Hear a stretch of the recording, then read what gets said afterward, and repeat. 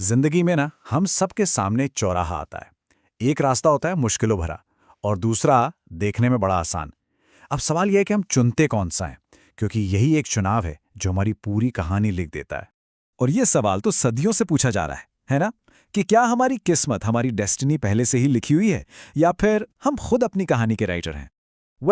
इस इतने बड़े सवाल का जवाब दो बहुत ही सिंपल लेकिन उतनी ही गहरी कहानियों में छिपा हुआ है। तो चलिए साथ मिलकर इस पहेली को सुलझाते हैं। तो हमारी जो कहानियां हैं वो शुरू होती हैं संघर्ष के दो बिल्कुल अलग अलग चेहरों से। देखते हैं कि ये हमें क्या सिखाती हैं। तो एक तरफ तो है रामू, एक बहुत ही ईमानदार लकड़हारा जो अपनी गरीबी और एक लालची मालिक के जुल्म से लड़ रहा है। और वहीं दूसरी तरफ एक बहुत बड़ा पत्थर है जिसे एक मूर्ति बनने का मतलब वो दर्दनाक प्रोसेस से गुजरना है जिसे सहना आसान नहीं। तो चलिए पहले रामू से मिलते हैं। वो एक लालची सेठ है, लालचंद उसके लिए काम करता है। अब मुश्किल ये है कि बच्चों की स्कूल की फीस देनी है और ठीक उसी वक्त सेठ उसकी 3,000 रुपए की पगार को सीधा 2,500 कर देता है। और जब रामू वजह पूछता है ना, तो सेठ का बस एक ही जवाब होता है, लेना है तो ले, नहीं तो जा कहीं और काम देख ले।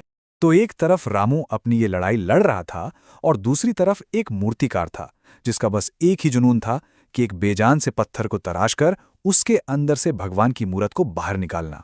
और अब आता है कहानी का वो टर्निंग पॉइंट, वो एक छोटा सा फैसला जो सब कुछ बदल कर रख देने वाला था।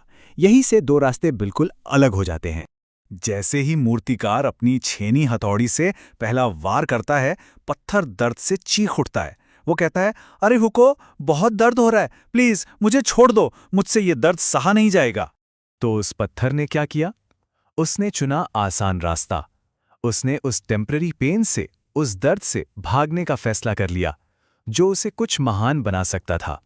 लेकिन जो दूसरा पत्थर था, उसने उफ तक नहीं की। वो बस चुपचाप हर चोट, हर वार सहता रहा।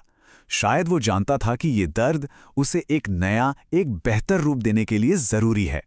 और रामू का क्या हुआ? देखिए, उसने भी हार नहीं मानी। सेठ के अन्याय के सामने घुटने टेकने की बजाय वो अपने काम के बाद एक्स्ट्रा काम ढूंढने निकल पड़ा। हाँ, उसे हर जगह से ना ही सुनने को मिली, लेकिन वो रुका नहीं, वो लगा रहा। और जानते हैं क्या? उसकी यही जिद, यही कोशिश उसे एक जादुई मौके तक खींच ले गई।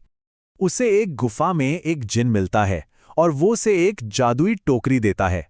पर इसकी एक शर्त है, ये सिर्फ उसे ही मिलती है जिसका दिल साफ हो। अब इस टोकरी की खासियत यह है कि इसमें जो भी एक चीज रखी जाएगी वो कई गुना बढ़ जाएगी, लेकिन ये फैसला सिर्फ एक बार और हमेशा के लिए करना होगा। तो चलिए अब देखते हैं कि इन अलग अलग चॉइसेस का, इन फैसलों का आखिर नतीजा क्या निकला। क्योंकि एक बात तो पक्की है, कर्म का फल अटल है, वो मिलना ही मिलना है। यहां पर देखिए, सब कुछ एकदम साफ हो जाता है। वो पहला पत्थर जिसने दर्द से मुंह मोड़ लिया था, वो मंदिर के गेट पर नारियल फोड़ने के काम आने लगा। और दूसरा पत्थर जिसने दर्द को गले लगाया, वो मंदिर के अंदर एक पूजनीय मूर्ति बन गया। और हमारा रामू अपनी ईमानदारी और कड़ी मेहनत के दम पर एक कामयाब बिजनेसमैन बन गया। जरा सोचिए, जिस पत्थर ने कुछ देर की चोट से बचने के लिए ना कह दिया था, उसे अब जिंदगी भर रोज रोज जोर जोर से नारियल की चोटें सहनी पड़ रही हैं। और उस दूसरे पत्थर का क्या? उसे मिली इज्जत, श्रद्धा और शांति। लोग अब उसकी पूजा करते हैं, उस पर फूल चढ़ाते हैं, दूध चढ़ाते हैं, उसे सम्मान देते हैं। रामू ने भी जो उसे तोहफा मिला था, उसका बहुत समझदारी से इस्तेमाल किया। उसने उस टोकरी में चंदन की लकड़ी रखी और उससे इतना बड़ा बिजनेस खड़ा किया कि न सिर्फ उसकी गरीबी दूर हुई, बल्कि उसने अपने जैसे दूसरे परेशान लकड़हारों की भी मदद की। तो आखिर इन कहानियों से हम क्या सीखते हैं? हम यही सीखते हैं कि हमारा भाग्य, हमारी किस्मत, वो हमारे ही फैसलों से बनती है। और जिंदगी में आने वाली हर मुश्किल, हर चैलेंज असल में एक मौका होता है।